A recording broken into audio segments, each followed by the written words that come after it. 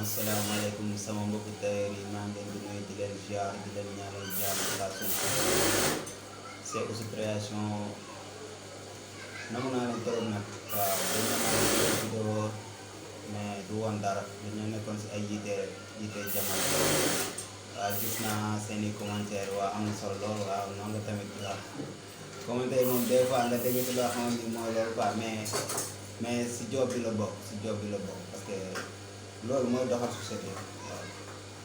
waaw vidéo yi ma doon def am na ñoo xam ne ñu ngi si apprécier am na ñoo xam ne tamit ñu ngi si wax ay wax noonu la tamit quoi waaw dañ koy comprendre noonu rek bëgg naa tamit képp ku seetaan vidéo yi encore nga abonné bu fekkee ne abonné woo nga abonné ndax maa ngi waajal ak ay yeneen vidéo nii parce que dama nekkoon si ay yitte rek mais alhamdulilah quoi sant yàlla bu baax a baax a baax souvent si commentaire yi tamit dem si gis ñuy wax si wàllu mesure joxe mesure mais si kattan suñu borom dinaa si defar vidéo incha allah rabbi ak dara waaw ndax ins bi moom alhamdulilah sant yàlla daal ok jaajëfal naa leen lu bëree